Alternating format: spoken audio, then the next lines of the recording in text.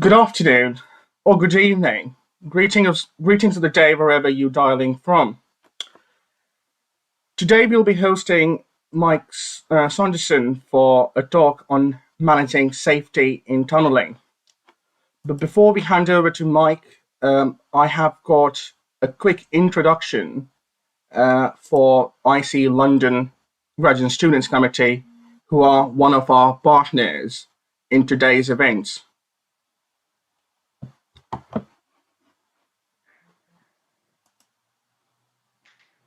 So IC London Graduate Students Committee is formed of non-chartered members of the Institution of Civil Engineers, and its aim is to predominantly support the professional development of the non-chartered members so that they achieve academic qualifications. The ICGNS, therefore, carries out support activities in the form of organizing lectures like this one, site visits, but also carry out IC London Region's STEM outreach. You can find more information about the IC London Graduate Students Committee on IC's website or on the, technical glitch. You can find more information about the IC London GNS on IC's website or on their social media platforms. So just search for IC London Graduate Students across Facebook, Twitter, LinkedIn, and Instagram, and you'll stumble upon the right social media platforms. So on that note, over to you, Anshul. Yeah, thanks, Tavik. A very good morning, good afternoon, and good evening to all the viewers from India and UK and to all viewers from the rest of the world. I'm Anshul Sindhwani, Secretary, Tunneling Association of India Young Members. I'm there on behalf of our chair, Mr. Sandeep. And today we have an interesting talk from Michael and would like to thank BTSYM and ICE for another collaboration on such an important topic. As we know, today's topic is managing safety in tunneling. It is one of the most important topics for effective construction, and if ignored, leads to serious consequences. And that is the reason Mike is here today. So, before handing over to Mike, I'll just give a brief introduction about him. Mike started his career in mechanical engineering, but soon progressed into construction. He has more than 30 years of experience in managing safety on significant projects both in India and UK.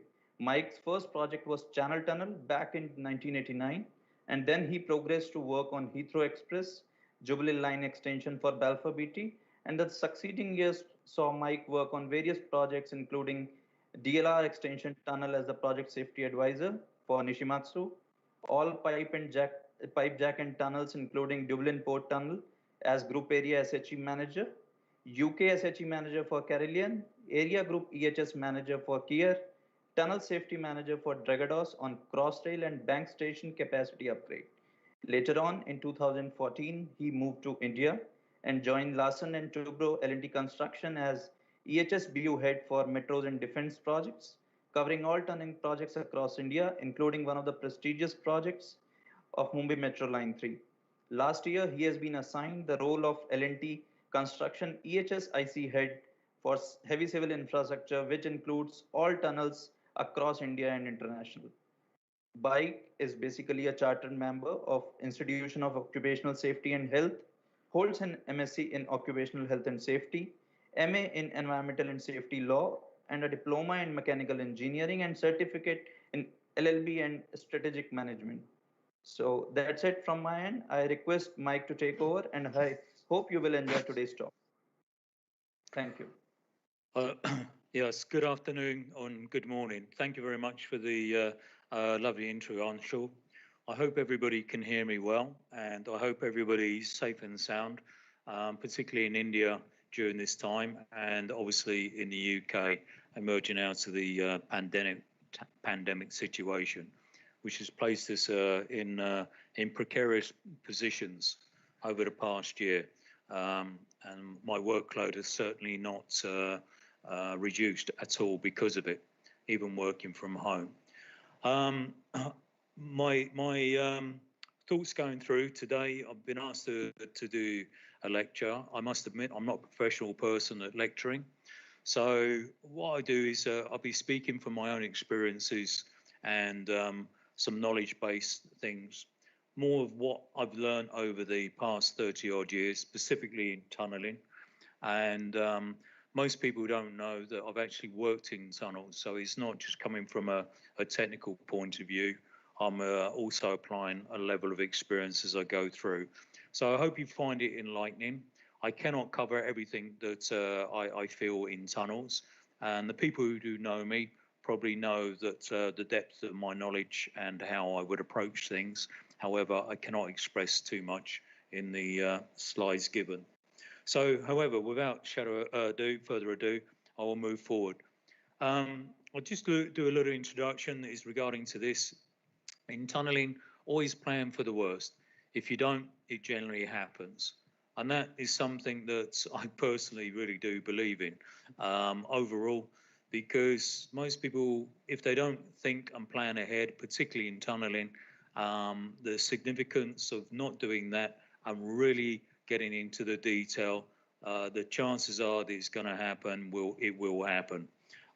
So moving forward from here, what I've covering is just generally from the remit given, a brief comparison of legislation between India and the UK, significant tunnel collapses in the UK that I've been around, not been part of, but a significant part of it, managing risk in India and UK, managing the safety in tunnels, and competency training in tunnels, India and the UK. So moving on to this. What I'm saying about legislation, most people look at legislation, and from my point of view, it's an important part. It's an important part of what we do in both countries. But one of the things, a significant thing which I came across when I first came here back in 2014 was the comparison, because both countries building their legislation on the basis of common law. However, even though we go into the areas here of breaches of an act or of a regulation, and it's called a criminal offence, there is comparisons in the legislation that I've seen in different parts of it. In the UK here, we have what is known as in India, but back in the UK, Health and Safety Work Act 1974, which is the equivalent to the Occupational Health and Working Conditions, 2020, and also the previous one is a Building and Other Workers Construction Act, BOCA. So there is a comparison between those two and the Health and Safety Work Act 1974. You'll see certain sections in both the legislation which is comparable, and some of the actual wording, which I'll show a little bit later on. In the UK, we have the CDM regulations, and that was really significant. When I first started, there wasn't actually a thing called a risk assessment. So that's how long ago that I started in safety, and when it formally came about. But they moved on, and they developed what is known the Construction and Design Management Regulations. And that had a huge impact because it directly involved the client and appointing of principal contractors and designers and putting roles and responsibilities on key stakeholders, which previously before wasn't the case. It was very, very hard. You do not have that in detail in India, but you do have reference to it. Moving on to the Management Health and Safety of Work regulations, basically risk assessments, requirements, that is significant in the UK.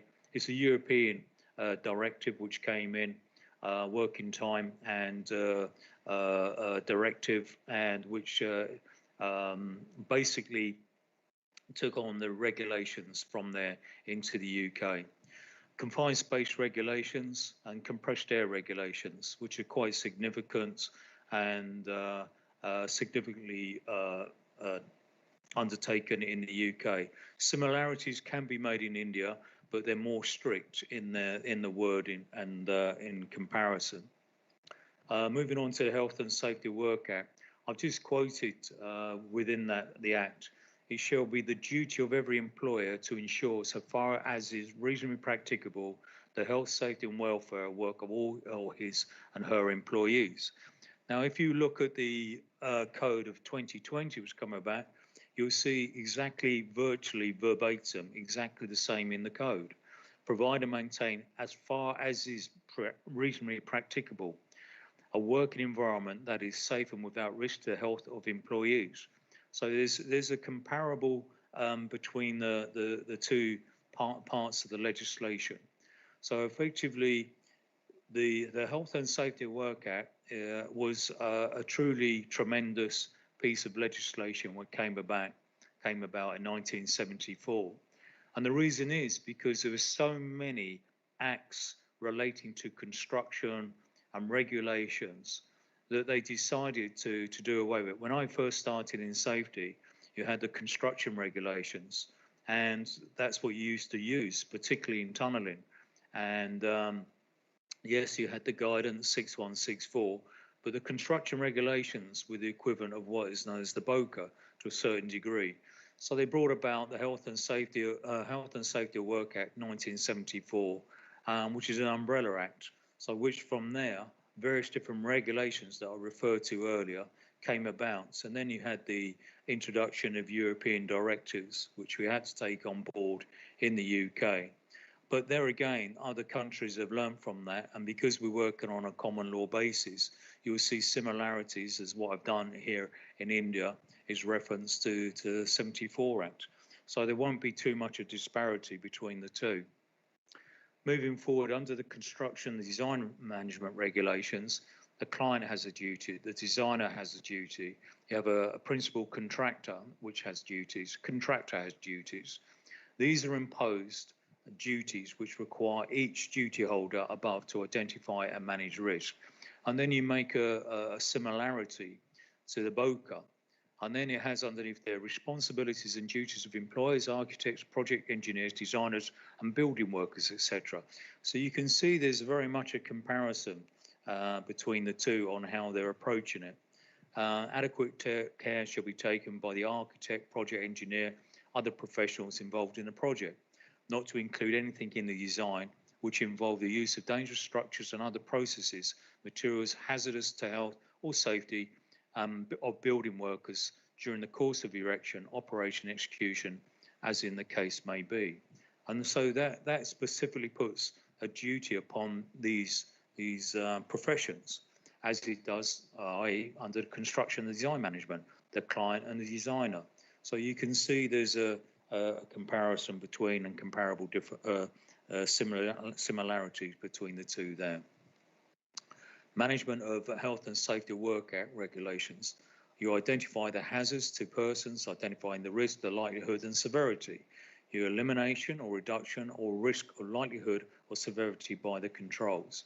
So first of all, when you're looking under the management regs, you identify what the hazards are, you identify what the risks are, and the first thing is that can you eliminate it by other means?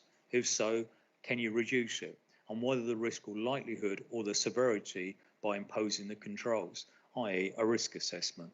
And then if you look under the BOCA again, health and safety policy requirements, techniques and methods of assessment of risk to satisfy health and environmental and remedial measures therefore. Again, that's requiring you to undertake a risk assessment. Then we go on to other parts. Most people are aware of BS 6164. It's a code of practice for health and safety in tunnelling in the construction industry. Now that's, I would say, is universally used around. I've used it or referred to it in Hong Kong as part of the contract. It's reference to the contracts here in India, particularly obviously in tunnelling and any types of tunnelling going on. And everywhere I've been so far working is reference to 6164 in the contract. Then the country in itself where the operations are taking place, they may have details of tunnelling, but the code, which is here, gives you further guidance on how to interpret certain practices within tunnelling. And now we've got another standard, which is again international standard, is ISO 45001. occupational health and safety standard. And what I'm going to say, or going to ask people, what is the difference in the standards between the UK and India? In my personal opinion, there's virtually very little difference between the standards. However, one significant factor what stands out between the UK and India, and it's just one word, is called enforcement. And I'm just going back to when I started in safety many, many years ago, back in the late 80s, early 90s. There was very much a cavalier attitude towards safety, and it was very, very hard.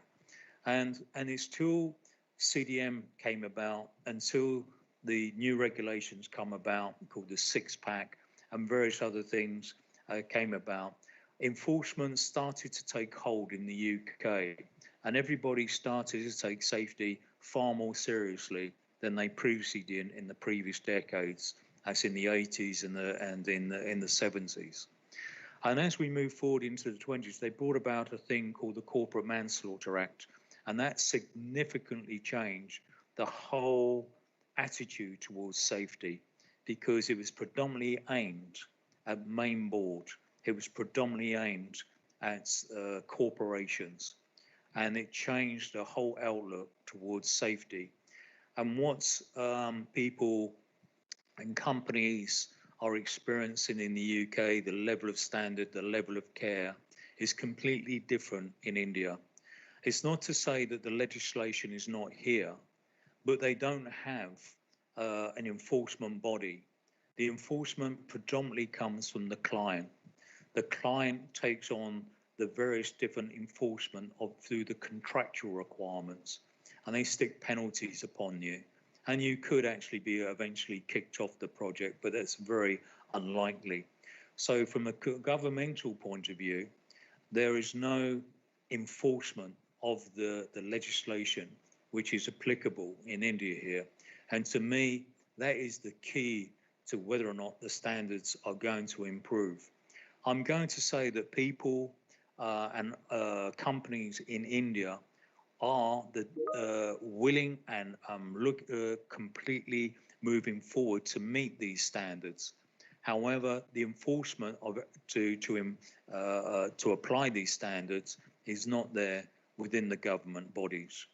So I think eventually in India, there will be time in the next decade or 2 decades, the enforcement or the level of safety, which is self-driven, will eventually meeting the standards which you have more in the Western society, will gradually evolve and be applicable here in India. I've seen a significant difference in India since I've been here for the past 7 years, and it's getting better. And what I'm saying, there is a will, there's a drive, there's a need, and to improve standards in India. And I'm saying this across all the construction and tunnelling fraternities, but effectively the main players, the main contractors, people like L&T, the Afcons, and other companies operating in India, they do take the standards very seriously, and they do meet them. Some other companies may not meet them so well, but they do try to meet it. There's a desire to do that. Right, tunnel collapses in projects. This is where my personal view comes in here. Now, I'm sure when in my introduction moved about Heathrow Express. Previously, I was working at the Channel Tunnel, so I was approximately there just under 5 years, or roughly 5 years. And I worked for a company called Balfour Beatty, and they transferred me over to the Heathrow Express. Now, effectively, I was doing safety at the Channel Tunnel, and this is my personal thing, what I'm talking about here. I never really thought about doing safety in a full-time capacity, even though they kept on asking me to at the Channel Tunnel. I undertook my NEBOSH certification, and I was moving towards NEBOSH diploma, but I was never fully what I define as a full-time safety advisor or safety officer, because I was more involved with the tunnels. But I took on a role as a safety supervisor. So eventually I moved over to Heathrow. And when I arrived at Heathrow, I was working at CTA, Central Terminal area. And this is where the photograph that you see in front of you is where the collapse took place. If anybody has done any history collapses in tunneling, this is a significant one, because this is the first time that NATAIym was being used, the Austrian tunneling method, in the UK. So I was working there as part of the spray team. So between sinking the shaft and eventually going into the tunnel and spraying the shotcrete. But I was still undertaking the role to a certain degree in a safety capacity there, but I wouldn't undertake it full time. But unfortunately, the tunnel collapsed, and I will go through and try to share some of our experience in this. Some of the photographs that you see here on the right-hand side, well, from me on the right-hand side, so you can see an area where the actual shaft itself, that was the main shaft there, where it completely collapsed, and it collapsed late in the evening, roughly between 8 and 9 o'clock. I'd have been working there during the day shift, and I'm going to move my pointer across. Now, I used to work on the downline and this section here, and effectively during that particular day shift, this particular line was shut down because the excavator to take away the London clay, which was in this particular area, had broken down. But we'd progressed quite significantly right underneath Terminal 3 here. But this particular day, the excavator had run out of diesel from the night shift and was trying to bleed the system. So we was here just mooching around.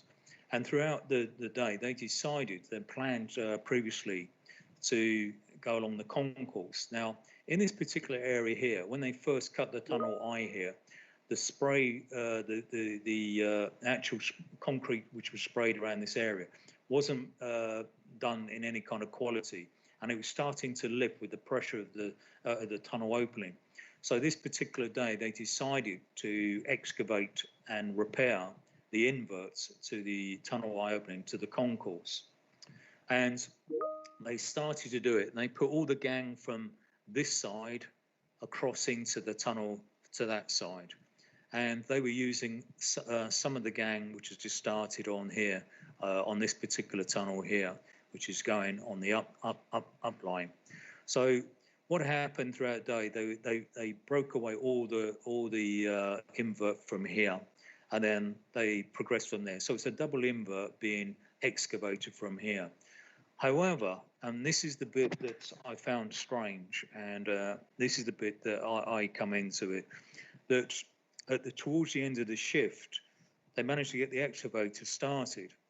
So he's instructed to excavate the tunnel face, but not here, down at this end, down here. So if I remember, and I'm going back some years now, and I've got a lot older, I can't remember if we was doing a bench or a vert, but the bench, I think the bench was cut, and we can't part of a vert down here. But I was getting quite annoyed because that means we can't allow that to be left open. It's got to be sprayed. So it's getting towards the end of the shift.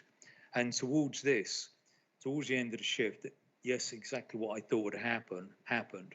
We'd cut away this area here, and then the end of the shift failed, and said, right, we will move from here, and the night shift can come in. Then from there, what happened, around about 8 or 9 o'clock, the night shifter came in, and they started to gear up for this area here, and particularly this area here. Then the workers, the mates of mine who were working there, got the necessary, not so much the mobiles, but phone calls saying the tunnels collapsed. Ironically, that nobody suffered or no lives were lost in this. But I asked the question, where did it start to go? And they said, in this area here. And what I found out, I said, was this ever sprayed? And they said, no, only partially sprayed. Half of it was still left open, and they never sprayed here. So in my opinion, and for whatever it is through the investigation, we was never asked this, was never from the authorities, was never interviewed. That was the cause of why that tunnel collapsed, because there was no support there, and it had been left open for going on for approximately something like 8 to 9 hours. And from there, it gradually moved out, and the offices collapsed here. The batching plant was moving down, the gantry crane collapsed, and even the vehicles which are parked here for the night shift even went into the area. That's what's over there. So anyway, moving on from here, and this is a result of it. Regulations came out, you've seen it, and there's a report there. Going on to this, another DLR extension. This is where I was working on the DLR extension. This was going on underneath the Thames. I was working for Nishimatsu. And what happened that when it was compressing the tunnel had a blowout. And this was the end result. It was the school playgrounds, which ended up with approximately 22 metre wide, 7 metre deep crater. And again, nobody was injured. And it surprised me because some of the segments, I'd actually left the company, to be quite honest with you. I'd moved over to modems by this time. So they found over in the area over here, they found some of the segments in the road. And what I can only say to you is the timing is everything. This happened approximately, from what I was told, around about 6 o'clock in the morning. Had it happened around about 9 o'clock, between 8 and 9, children would have been in this area here. So there'd been multiple fatalities, without a shadow of a doubt. And over here is my good friend, Tommy Gallagher. I've known Tommy for a few years. He was at the Jubilee line, and our paths have often crossed over the years. And that just gives you a flavour of what happened there. But I'll go further to here to try and explain this. And again, this is my opinion. We've got a nice photograph, and this is the final area. This is where the station is for the DLR extension, going across to Greenwich. Before that, that used to be where the shaft was for the TBM. And over here, where the grounds are, this is where the site operations were, with the offices.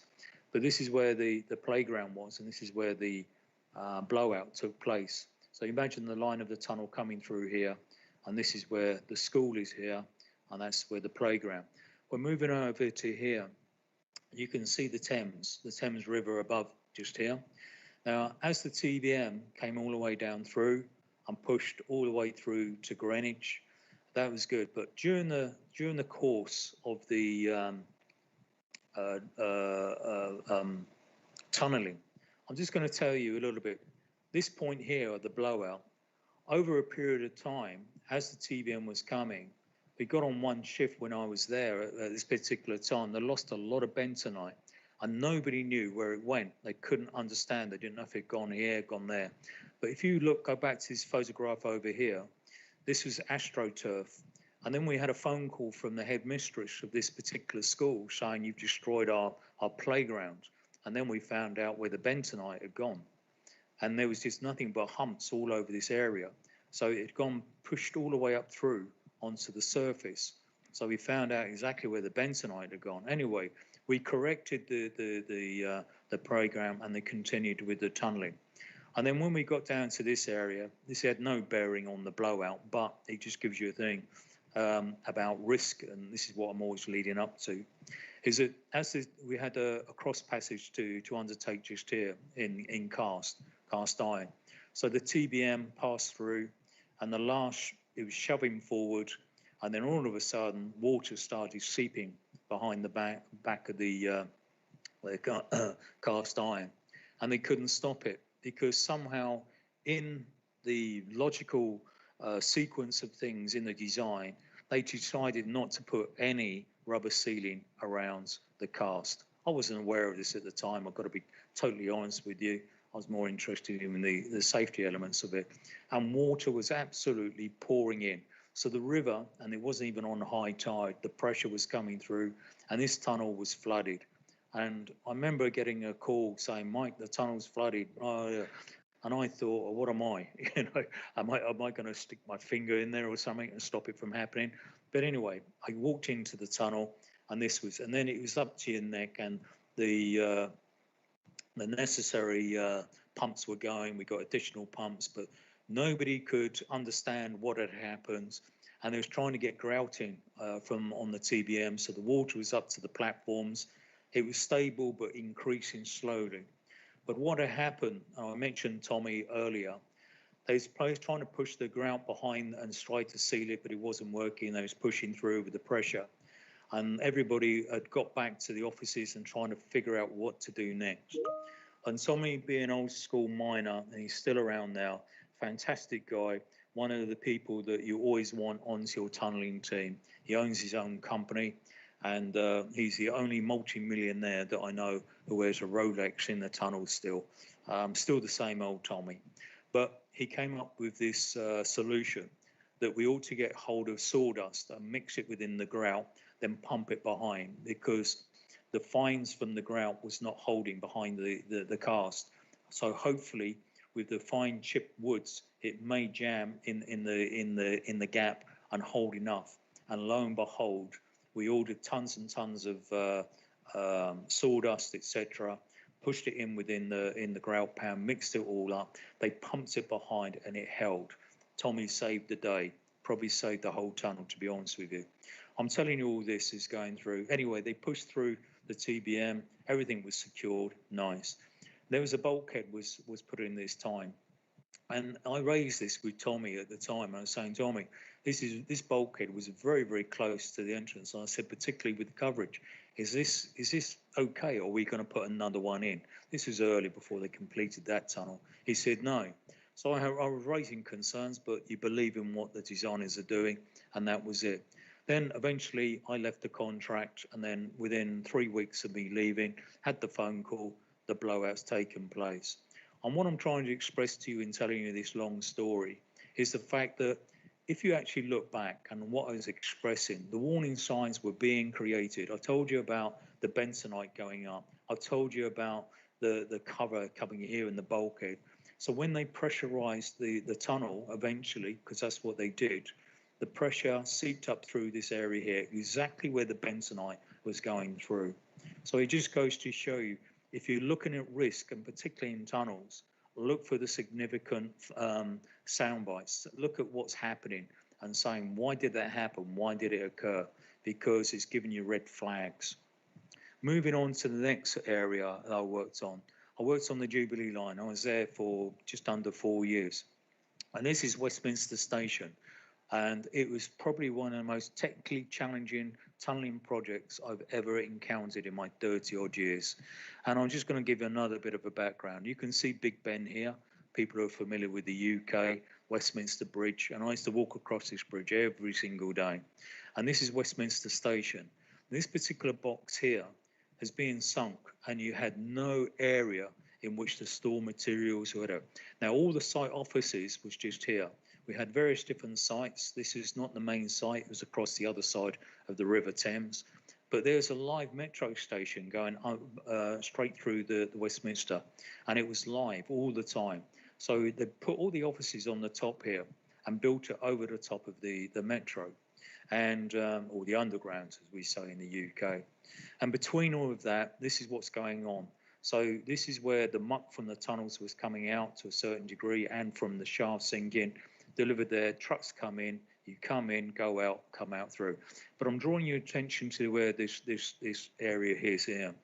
Now this is quite significant, because during the night time, you lift up the road decks to support ground treatment, which was going on in the whole of this area here. Because I don't know if people realise this, but Big Ben is on very, very shallow ground. In fact, it actually moves up. If you look into the history of it, it moves up and down slightly with the tide of the Thames. So, because it was built many, many centuries ago, obviously. And also bring you to attention here. This is where the power seating is. There's a shaft being sunk here that gave you access down to the into the tunnels down below. And again is doing ground compensation around all this area here. Moving on. When you actually look at the side thing, and the reason why I'm saying this is that the fact is that these are the two tunnels. When you come across the Thames, the tunnels run in parallel, but then the TBMs had to divert and go one on top of the other, and they run parallel against Big Ben. And 5 times Big Ben listed into the red. And as I said previously, this become a panic mode sort of situation. And what happened was that the fact is that the TBM, as they moved forward, the ground was moving and it was slowly listing, the Big Bang was listing. So what we had to do is that as part of the team is to ensure that the ground compensation took place. And it went on for about 2 months. You could only move forward approximately 2 rings and then gradually jack up Big Ben, move forward, jack up Big Ben, move forward until the TBMs were safely clear. And they were running parallel, and eventually they came across St. James's Park, one on top of the other, then they run parallel with each other.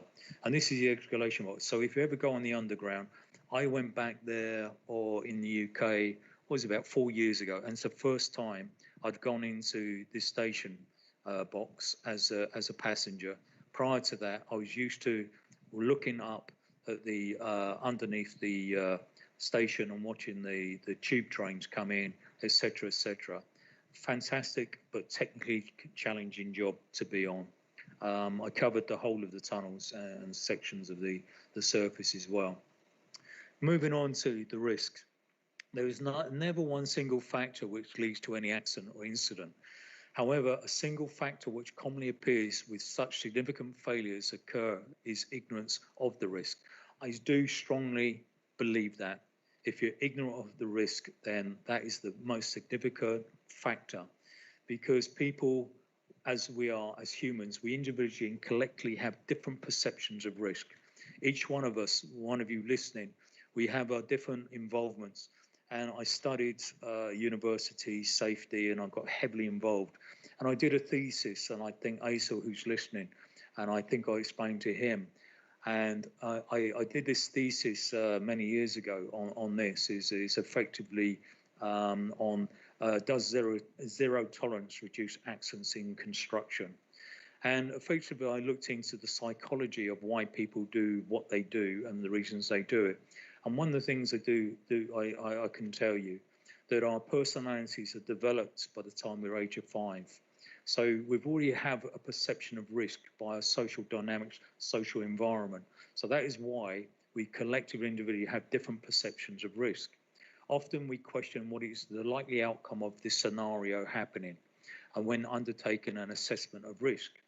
A person may never experience an accident or a significant failure, so their assessment is generally likely to undervalue the potential of those risks, which I firmly believe in. When you experience a significant failure or an accident, you become heightened, become aware of what is likely to happen. So when you undertake a risk assessment, you bring all those factors into your risk assessment, and you're likely to go to the other side of the pendulum, where you're risk averse. Most risk analysis is subjective and based upon assumptions. There is no outcome. We generally assume the controlled measures worked. The law enforces us to put certain controls in place, i.e. certain regulations I described earlier, certain acts in either the UK or India. And this is usually using an accrued code of practice as well, or industry guidance. And by default, we manage the risk. And that's when we look at 6164 for guidance, to be looking for those controls, hopefully, and we put in the correct controls. So moving on to managing risk. Risks are not fully considered far from plant from the below tunnel or above the station box or below. These are significant things that I tend to find when we're undertaking tunneling. Most people look at TBMs, but I tend to find, and when I was in Mumbai, when I was introduced, I was saying to people, what about fire from plants and operations? You know, below the tunnel, where does it come from? When I was taking under risk assessments many years ago, it was not considered at all that an excavator is likely to catch fire, or more than likely a loco is going to catch fire. Buildings are badly maintained and they could be inadequately built. This was particularly a situation which was in Mumbai. We also found that in Greenwich on the DLR extension, when pushing through the TBM below, the buildings above started to show stress, started to crack. Vibration causes stress to buildings. Now in Mumbai, we could talk about Mumbai to a certain degree, but the buildings are 120 years old. Some of them are not well maintained at all. When you look at them in a physical sense, you can see different plants, weeds, trees, and that growing out the side of the building. So what they're built on is rock, and I describe it as rock. There's better experts than me to describe it. So my concerns were not that, like in London clay, we're going to be taking out things and you've got heave, you've got movement of the clay, etc. But more than likely, vibration from the TAIym, vibration from the cutter head of the under the natum, from the excavator. Could it transfer up, and then that vibration cause these buildings to start showing stress and potentially collapse? And you have to undertake a project risk assessment on that, a project risk register, because as I explained to people, these buildings are occupied, and to what degree? Are they got families in? Have they got work offices in? They've got working areas and things of this nature. So you have to look at the risk to outside and beyond what you're actually doing. Potential ground movement due to excavation, noise from plant and breaking rock. On the DLR, which I explained before or showed you before, the nighttime, the decibels couldn't exceed not 45. Now, when we undertook noise monitoring, the locals were creating over 65 decibels, and in Mumbai, in specific areas, you could not exceed 0. So how are you going to construct a tunnel? How are you going to construct the station? That's according to the legislation and under environmental law. So also lighting surrounding environment, safety versus the environment, because sometimes you can light up the area and it can cause a distraction, and it can affect locals as well. Nighttime sleeping, blah, blah, blah, can go on. So again, then if you reduce it, it can also have an effect on the safety of the workers during the nighttime. So flooding also is a change in the climate, heavy rains. Now, most people assume, like in places like Mumbai, even here in Chennai, you get heavy rains monsoon. But it also happens in the UK, it also happens in Hong Kong. It can also happen in the Middle East. But because in certain areas you're expecting it, you're planning ahead for it. However, in certain countries, you're not expecting it because they said, okay, then fine. But what's the chance of it going to happen? So you have to look back, you have to look forward, you have to look at it in your planning and say, is it likely to happen? Have we got history over it? We cannot ignore it because it can have a detrimental effect, not just on the tunnels, on lives, etc., etc. It can lead to environmental breaches, High Court injunction in Mumbai. It lasted over 9 months. You can lead to loss of life, loss of property, rehousing of residents. A lot of people don't really consider that. I can assure you that if I'm asked to vacate my property, I am not going to be going to a 2 or 3 star hotel for a short duration. I want compensation. I want to be staying in a 5-star hotel. So those are the kinds of things. What about pets? What about elderly people? All these type of things have to be taken in consideration. Claims from businesses.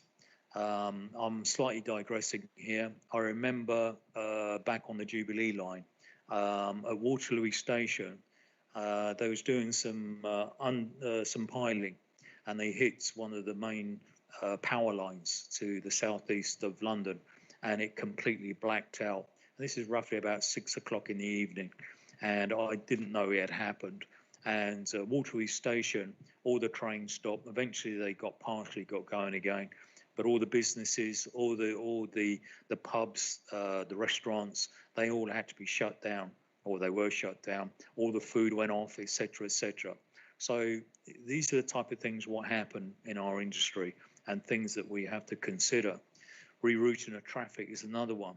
If you've got an incident that occurs, particularly in the lower and below in your station boxes, and ironically, I showed you a particularly highlighted a shaft at the House of the Parliament. where some timber caught fire due to some welding on a small drive that they were doing. And the smoke which came out of that shaft was unbelievable. It was an embarrassment. It stopped the traffic. Traffic had to be rerouted, and anybody knows Parliament Square, that is not an easy thing. So these are the type of things that you have to consider. And also emergency vehicles. If they've been cut off, they don't know the route, and they've got a specific route to go through. What we doing? How are they going to get from A to B in the event of emergency? The last thing we need is that somebody can't get to a residential building because we've cut their route off, and we haven't considered that in our risk profile. And longer timing to reach certain locations. The fire brigade trying to get to a building, because they've got to divert because we've diverted the road.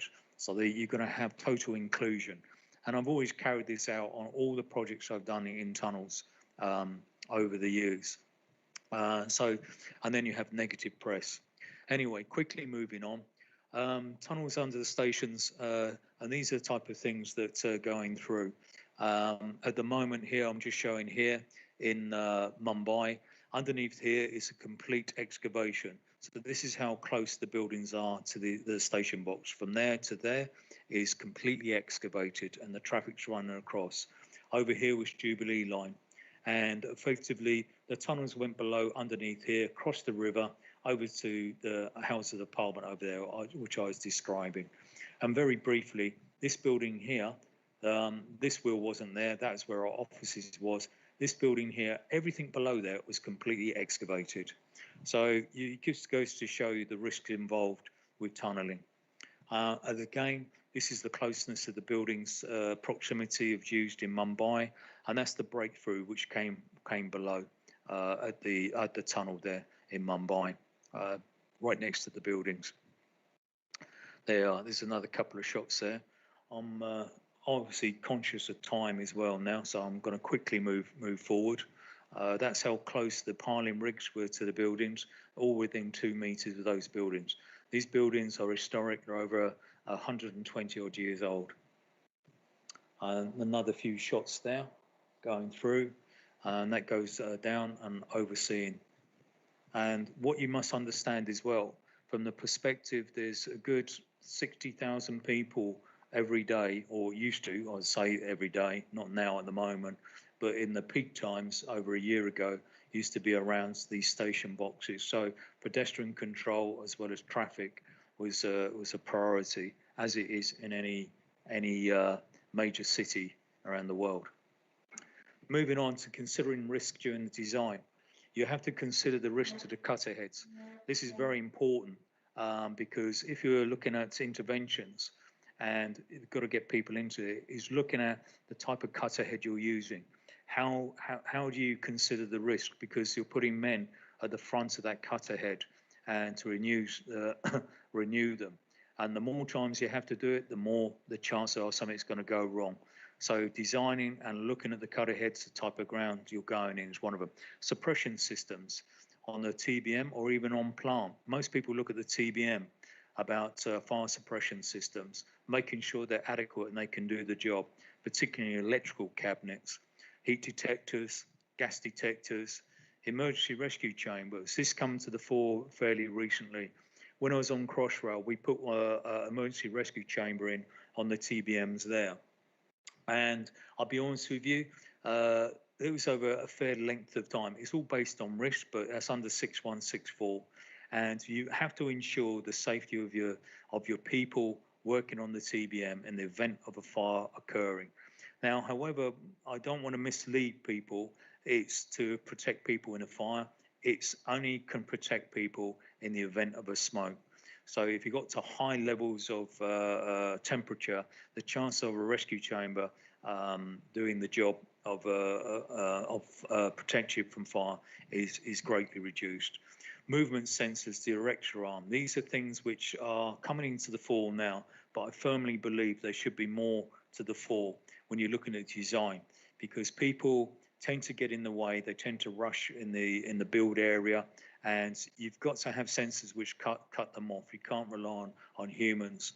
And again, looking at interventions, how many interventions more are likely to occur with this TBM? Are they likely to occur?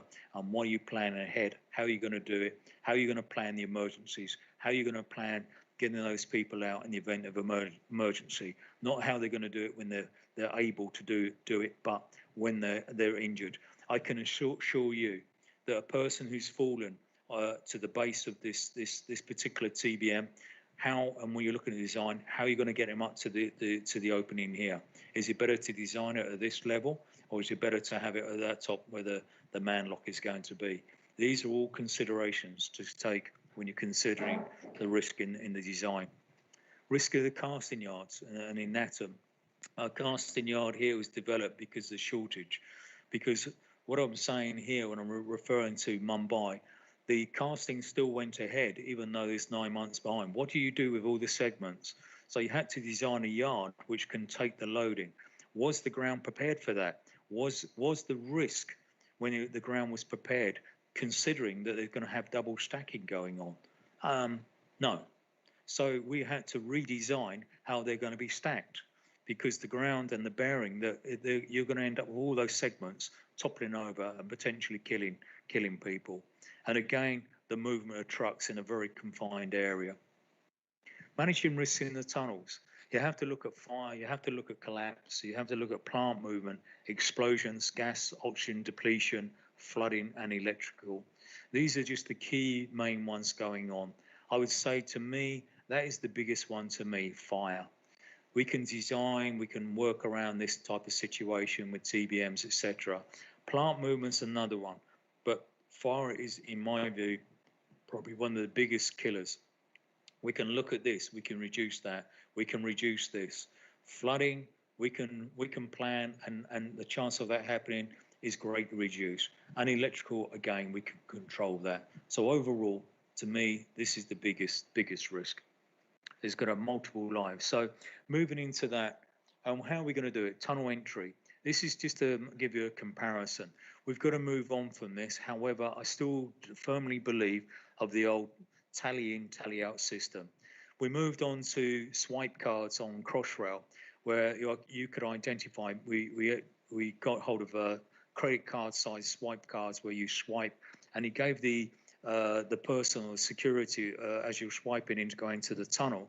And this is something which I really firmly believe in, is that the fact that the swipe card can identify it, making sure you're the person and also you're qualified and you're competent to go into the tunnel. It gives all the history of the training that you've undertaken on the swipe card.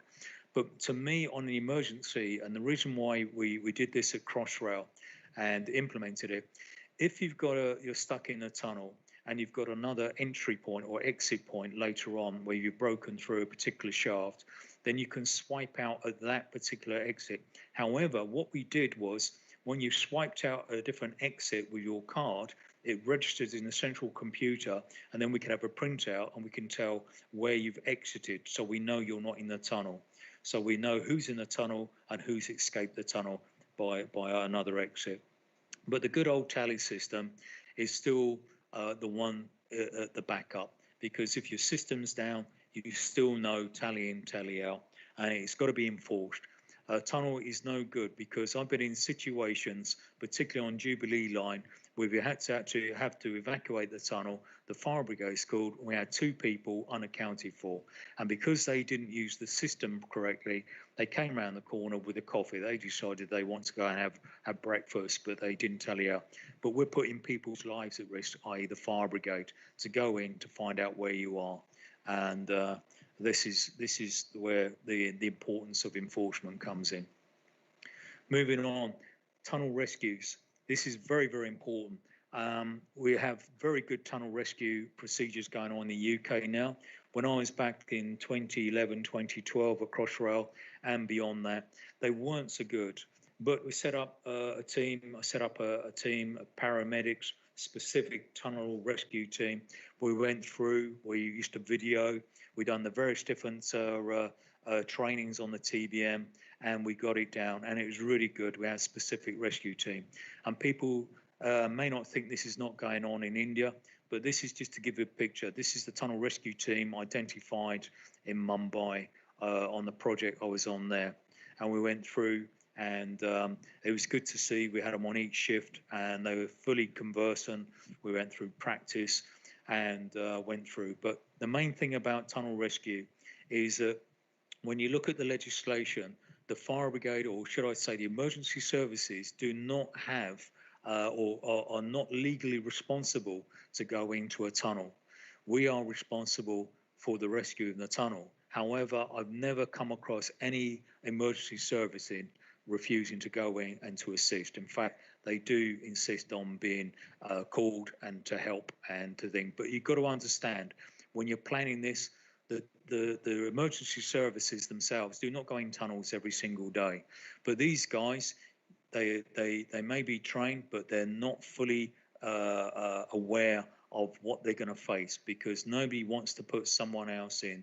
So that is why it's important to have all the equipment, all the suppression systems, planning for the risk, so you don't put these people at risk in order to try and save somebody as well.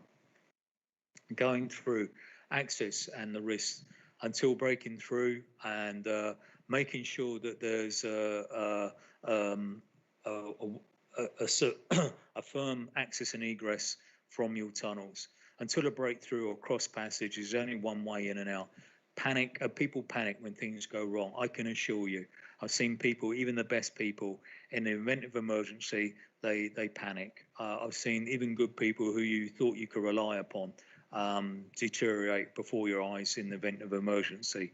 Some people step up to the game, but the more you practice and the more you plan it and the more you exercise, people become absolutely confident in what they've got to do. However, you've got to ensure all the accesses are always clear. Do not obstruct them.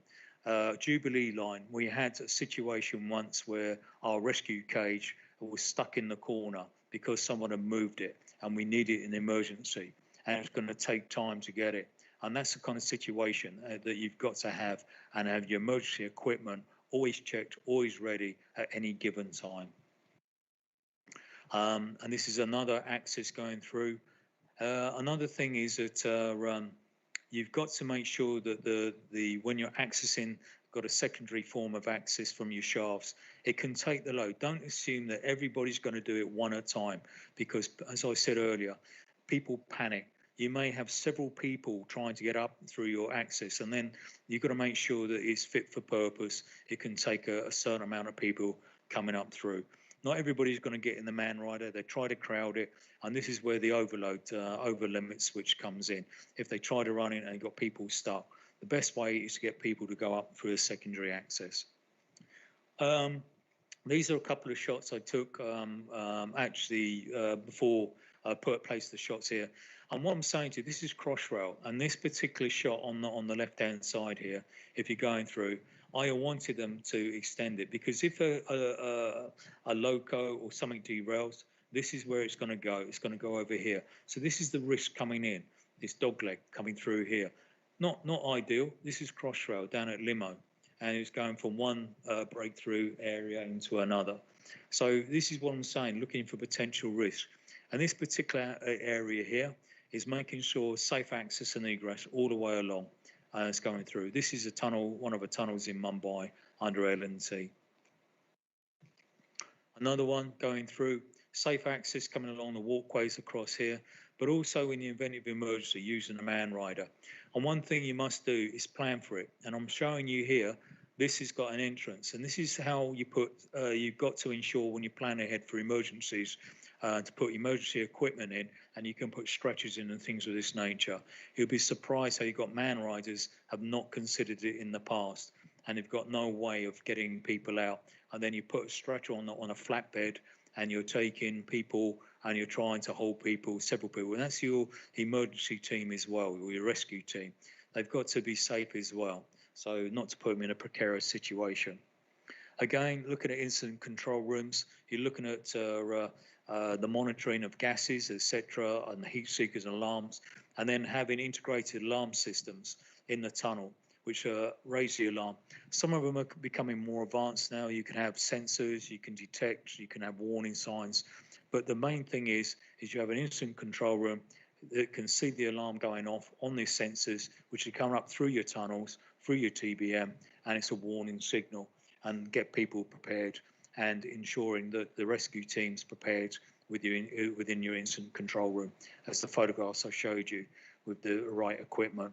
So it goes through what you have, what would you have if the alarm went off, and then this is a lot of people must make sure that they go through the exercises and ensuring that they fulfill the requirements and ensuring that they take the necessary precautions if the alarm goes off, and even if it's a false alarm. The problem is if you have too many false alarms, it tends to cry wolf and people get lax, and then you have a real emergency and people are not taking it seriously. Again, identification in the tunnels. We got here in English and we got here in Hindi. So what else? Emergency lighting. I always say to people when you're looking at emergency lightings, make sure you put underneath distance and direction signs. If none of you have experience of smoke inside a tunnel, it's probably the most disorientating situation to be in. The only way I can explain it, if you've driven in, particularly in the UK, trying to drive in fog, you know where you're going along the road, but you can't see the signs, so you become uncomfortable and you slow down because it's like pea super, we call it. That's what it's like with smoke inside of a tunnel. So I'm saying the thing that you look towards is emergency lighting, the glow, and then underneath you give them direction, because people become disorientated very quickly. Show them where they got to go, the distance to the getting out the tunnel, how many meters, making sure that you've got locating communication underneath there. It's no good having the communication halfway the tunnel lining, you can't see it. So the best place is always to put an emergency light in. Nobody says you only have to put in so many. Put it where you've got the communication and people can see. Put down key numbers like the ring number, the contact number.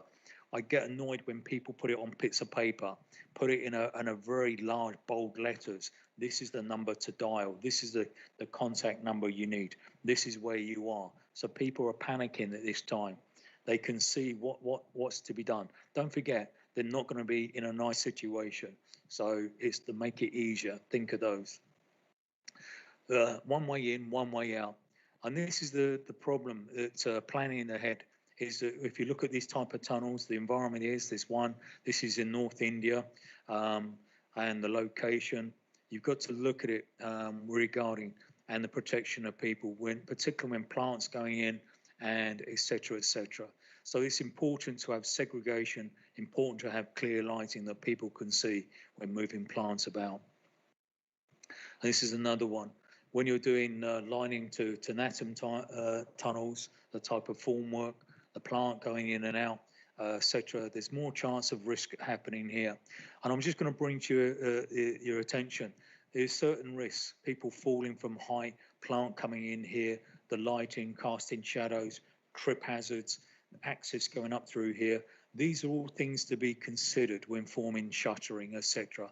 Going into a tunnel coming down here, the biggest the risk is in here, particularly if the operator, I really moan, people don't realise, you assume that he can see you, but if these windscreen and his visibility is obscured by shotcrete and muck, then it doesn't matter how good the lighting is, he can't see you. So segregation here. The other thing is what I also insist on, or try to insist on, in all honesty, particularly on plant, is having suppression systems. Making sure that if you've got a diesel generator, a diesel engine, it has an automatic suppression system inside there. You're not opening it up to a fire extinguisher. If the suppression system, if you've got a fire inside that compartment, then it automatically puts the fire out. It only costs a minimal amount, but it can save a lot of lives that way. Because if this catches fire, people can be trapped down there, the smoke's coming down. That's why it's important to have self-rescuers. The other one is having the TBM, prevention of unauthorized persons coming into the tunnel. A lot of people love to go in tunnels, and particularly when they're doing operations on the TBM. The other one is drill and blast, and making sure that people are prevented from going into the tunnel. and only authorized people come through. PPE is always the last resort. I can't stress that enough. When you're looking at risk, you must look at it from right at the beginning, from the design aspect, from the ground conditions you're going in. Hopefully that's made that obvious with the disasters which come about through the ages. They are significant. PPE is not going to help you in that result. So when you're looking at tunneling, you've got to look at the risks. You've got to look at the planning ahead, because if you don't, the chances are it will happen because it's not being considered. And what I'm saying about it, when you come all the way through and you look at the project risk register and you look at the safety risk registers and how are you developing your risk profile, you've got to consider all the aspects in it. Where are your risks going to come from? What is likely to happen? And then the last result, things like this, PPE comes into its own, because you cannot eliminate all of it. You may have some residual risk, i.e. to the worker. It may be an eye injury, it may be this or something happening, but you've got to minimize it. So PPE is always the last resort. And very finally, competency in training in tunnels in India. In India, they've started what's known as a Tunneling Excellence Academy. L&T have started this, and it's an absolute a huge step forward. You have that in the UK. They started a Tunneling Academy in Ilford way back in Crossrail, and it's to bring forward the skill sets of tunnellers. Most tunnellers prior to that are learned on the job, and most of them come from different backgrounds, and they didn't have any formal training in tunnelling. And in UK they started it, and in L&T they started the Tunneling Excellence Academy in order to progress that we bring competent and trained people to work in tunnelling. And that's on every level, from engineers to workers, etc., etc. The virtual reality training goes on, and it's interactive. And this is what's going on in India at present time. So you've got here our CEO, SNS, who's using the interactive skill sets to operate the build erector arm. It's just a demonstration and going through and things of this nature to develop engineering and managers. And going through virtual reality training. I cannot stress this enough. Virtual reality training brings in, it's got to be done in emergency situations. You've got to bring it more into tunnelling. I know it's been happening in Thames Tideway, etc., etc. But again, this is the type of thing that we've got to bring into safety, and particularly in tunnelling, because as I stressed earlier, the chances are that I'm hoping with all the precautions, all the controls in place, nobody ever has experienced a fire in a tunnel. However, we need to express this, and we can do this through virtual reality training that we can develop and show people the consequences if we do not take the correct precautions and apply the right controls. And this is online training as well, which is being developed here. Online training. And the good thing about this is that you can do a video. But what's going through here, and just bringing to your attention here, that when the person's doing the online training, they go onto this virtual reality, and it goes through and they see something going on. This is something which is bringing forward more and more, that someone's operating a drill here, and they go through and testing. Once they've been taught about the procedures, what type of PPE should they have been wearing, and they've got to click on it, and they go through this whole testing procedure. So effectively, it's testing their knowledge base when they're going through. So hopefully they retain it more than just taking it, sitting in the classroom and taking it on verbally, or now through Teams and going all the way through. So thank you very much for taking me through my journey of my projects I've worked on and the experience. I don't know the time, I've lost track of the time, so I hand over now. Thank you very much, so it'll be over to questions. Thanks a lot, Mike. I think that was a very good whistle-stop tour of effectively managing safety within tunnelling. But certainly, you know, there were those elements of your own personal experience from Heathrow and DLR extension and Jubilee Line extension, which are basically gold dust for any young tunneler out there in the industry. So thanks a lot for sharing your personal experience with us today.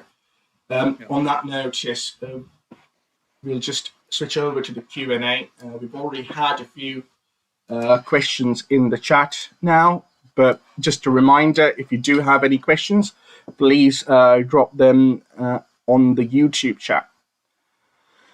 So I might as well start with a question from my side, Mike. So during the comparison of the health and safety legislations between UK and India, you mentioned that the wordings are effectively similar. And of course, there was the element of reasonable practicability in both the legislations.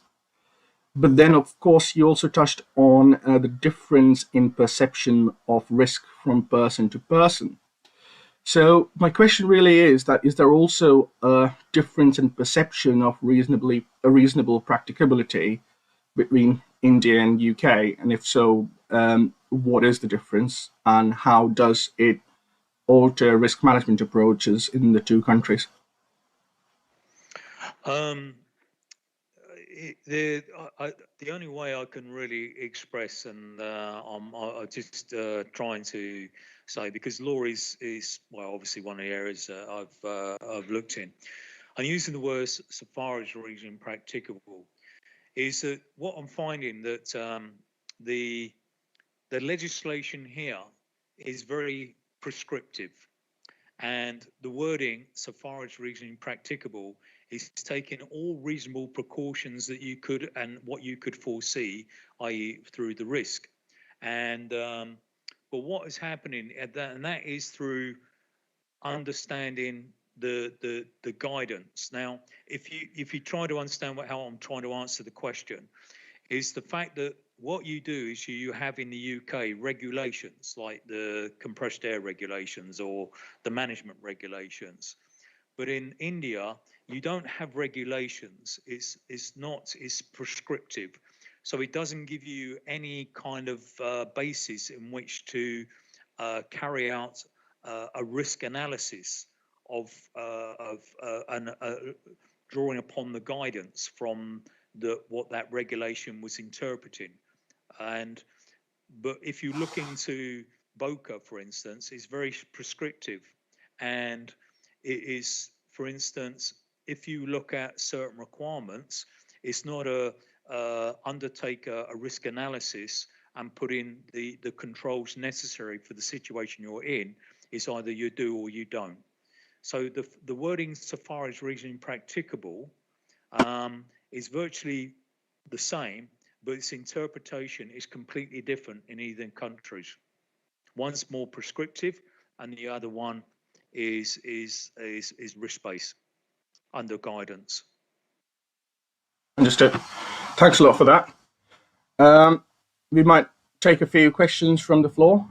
We've already got a few. The first one is from a viewer called AT, and it's a reasonably broad question, but AT asks, what is the safest method of removing a TBM from a tunnel under the sea?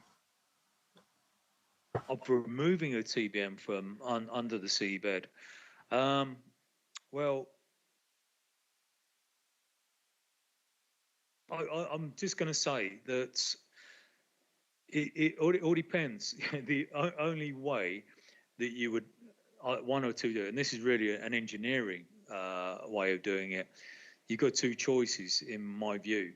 Is either you don't remove the TBM and you plan that ahead and you drive the TBM. Well, that's what happened in the Channel Tunnel. They didn't remove the TBMs, all of them. They drove the TBMs down into the seabed or below the surface and then capped them. Or you have to dismantle it and drag it back, but you've got to dismantle it within the tunnel itself. Or then the other option is to, and I'm only speculating on this, not I've actually seen it, is where you create a cofferdam, where you actually retrieve it from the cofferdam. It's a very open question and one that requires an engineering more perspective, to be quite honest with you. certainly elements of that which would also depend on the tide difference and so on. So on that note, I think let's move over to the next question from Kemi. And they ask, how much warning did the guys on Heathrow Express get out of the area before any injuries might have happened? And I think a supplement to there, the question is NATM the same as SCL? I can tell you that there wasn't much warning. And I can tell you with certainty that the reason why nobody actually lost their life is all to do with timing. As I said on the DLR, when the blowout took place, when they pressurized the tunnel, they took it up to the maximum. I think it was 6 bar, and it failed. The timing was early hours in the morning. Had they done it later, then probably would have multiple deaths. So to answer your question, believe it or not, the timing the tunnel started to collapse, it started to show weaknesses. It was the timing that majority, and this is what I'm telling you, most of the miners and most of the people in the tunnel were up in the canteen having their last break, because the last break was taking place, and we always used to leave it to the last minute because the next one before the canteen opened was not too early hours in the morning. So it was timing more than the fact that there was warning.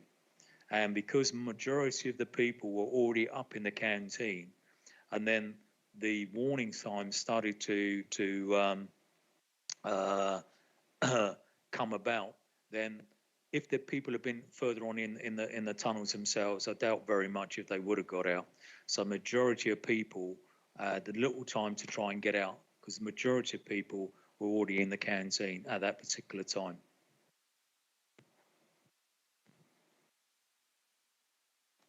If I must add, certainly there was a report by Health and Safety Executive on the collapse as well, which might be a good read for people. Sorry, could you just miss that one? But I was just adding, that there's a report by Health and Safety Executive on the collapse, which might be a good read for the listeners. Yeah, which does go through the timeline of the day. Yeah, and that's what I'm saying about it, is that this is purely my experience, and was just leading into it to the collapse, and it was probably my personal view, coming from a tunneling perspective.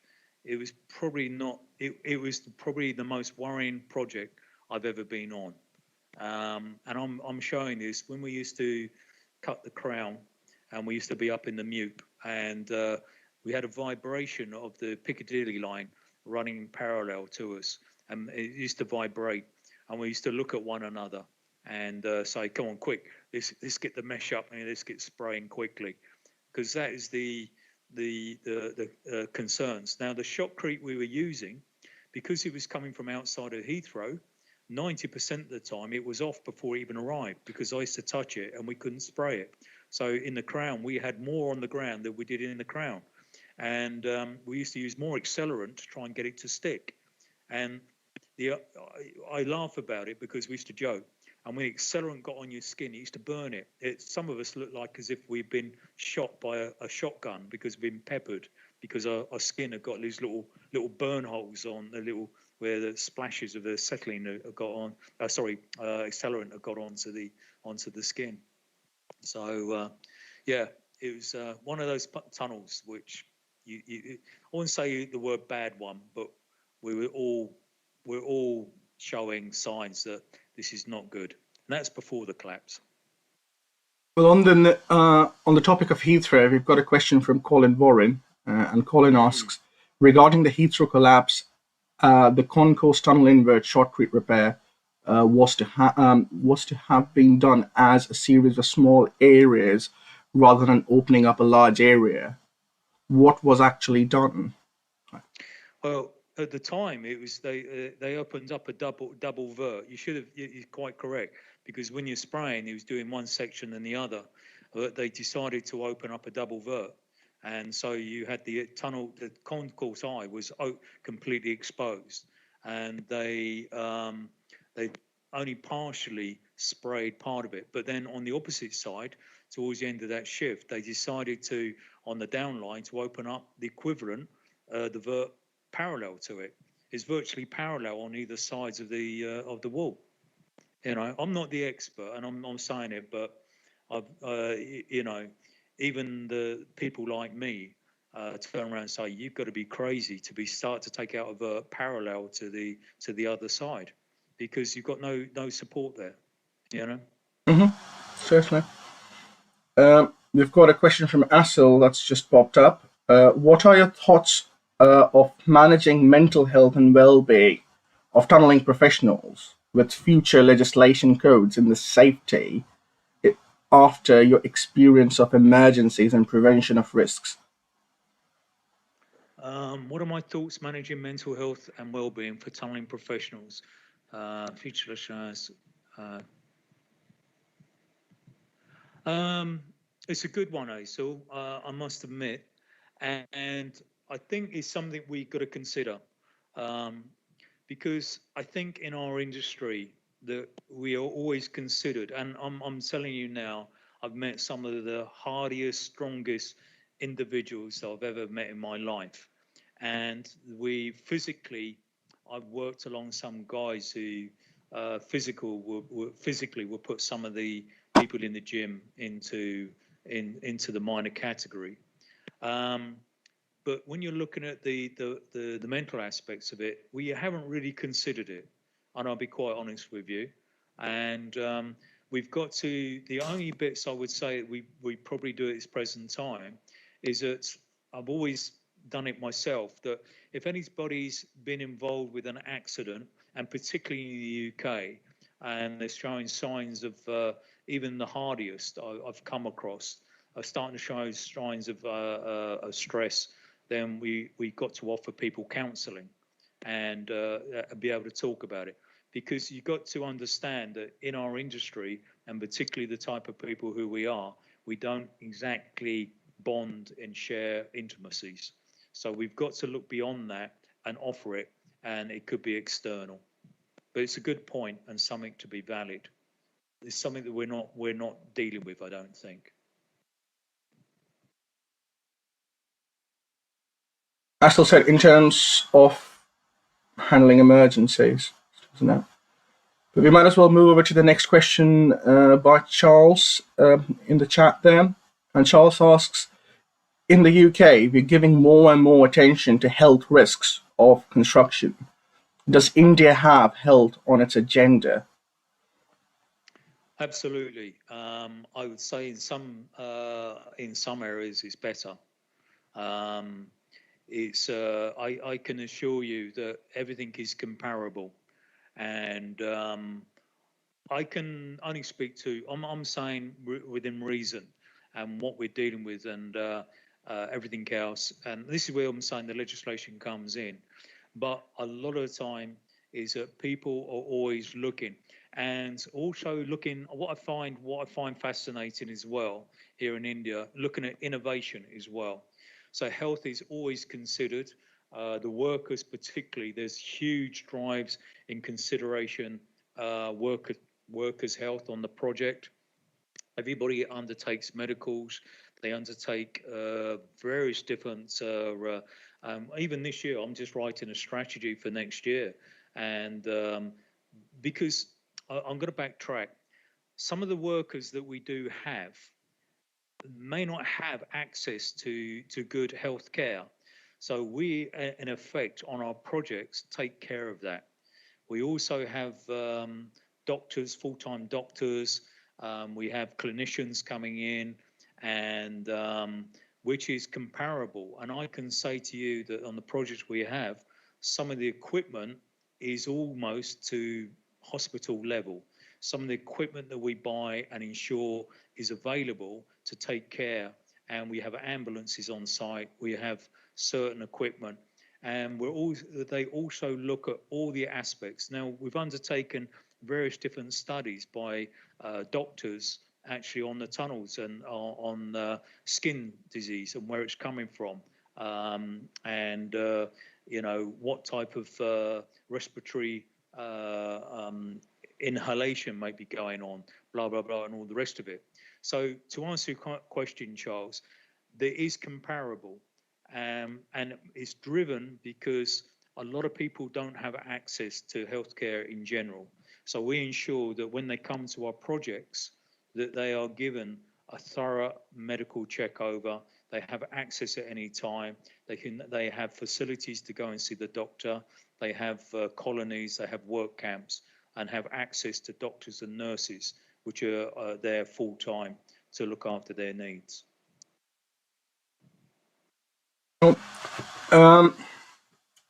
Just another curious question from my side, especially touching on the innovation and competence that you mentioned at the end of your presentation, Mike.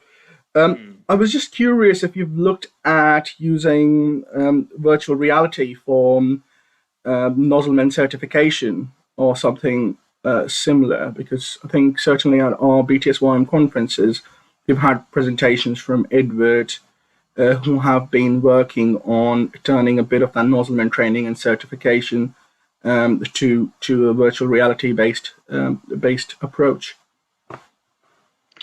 Yeah. What I say is that we're slightly behind on this, and we're going to catch up. But everything we were trying to do, and I hate to say, in LAIym, obviously the pandemic has thrown us completely out of kilter slightly, but there's a positive.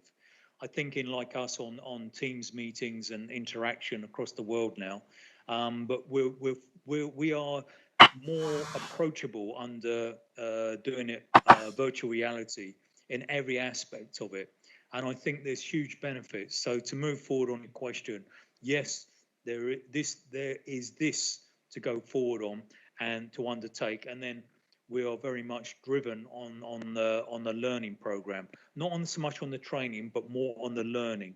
So because it comes back to, again, just showing somebody in a classroom is not learning, that is training. And so this is where you've got an option of using reality or virtual reality to take the first step and then applying it in real time. Sure. Being mindful of the time, but I think I might take a couple of more questions. And on that note, first, I think there's a comment from Donald Lamont, who's the chair of BS 6164 drafting committee, and he said, "Glad you find BS 6164 useful." But on the topic of BS 6164, we've got a question from Cecilia, I think, and she asks, "I'm responsible for the planning of temporary services inside a tunnel. Other than 6164, is there any other specification guidance about safety during construction useful for tunneling?" I got to be quite honest with you. I don't know of, which is when you're saying, Cecilia, when you're looking at I turn around and say is that by default, BS 6164 generally around the world is the default Bible, and you would have to look at other aspects of it. Other than that, what I'm saying is that even here in India, there's very little on tunneling as regards it's very limited. And ironically, I'm been asked to review the Indian standards for tunneling. So, but again, I'm in the process of doing that at this present time, along with others. It's not just not me, but in general, the Indian standards. But I'm even referring to 6164. I do not know of anything. The ITA are producing it. There's American Tunneling Society have very different ones, and you can look at Australia. But you've got to really go to that country and then look at their specific pieces of legislation or guidance. So, but I've generally felt over the years, 6164 is the default. Thanks for answering that question. I think the final question, I think it's a question on a lighter note by Kemi, is why do tunneling operatives have to wear orange PPE why can't they wear green? So I think something everyone's wondered at some point. Well, to be quite honest with you, is all depends what type of green. No, not everywhere. I work for Nishimatsu, and they wore green, believe it or not. If you look at it, in some places they don't, but it's more to do with the identification. It's a lot easier. Orange or lighter colours in the thing. You've got fluorescent strips, etc., etc. And it's kind of like orange becomes the default colour. Particularly when you're working on big projects in the UK, if it comes under brackets under rail, orange is it, because it's reflective. Not the word reflective in the sense where it rebounds back, but you can see someone who's orange, but you're very difficult to find someone who's wearing green or dark green, etc., etc. Yeah, it could be yellow. It could be a brighter orange. Well, that's valuable information and a good answer to a curious question there. But I think on that note, and being mindful of the time, we'll bring the Q&A to a wrap now. I think we've missed a few questions, but we'll try to answer them, which I think we can answer them ourselves as British Tunneling Society, because they're more about career guidance and so on. So we'll try to answer them after the lecture.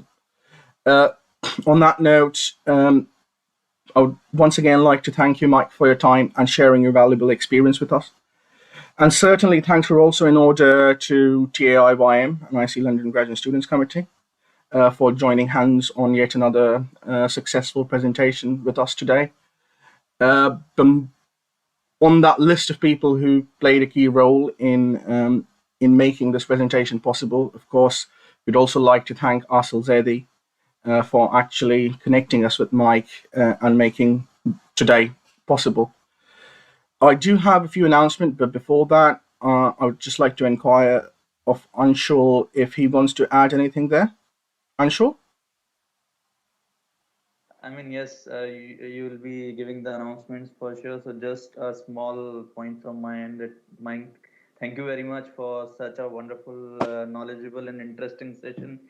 You have covered Heathrow is one of, like you have already mentioned, is one of the most important topic widely discussed across the world as a case study.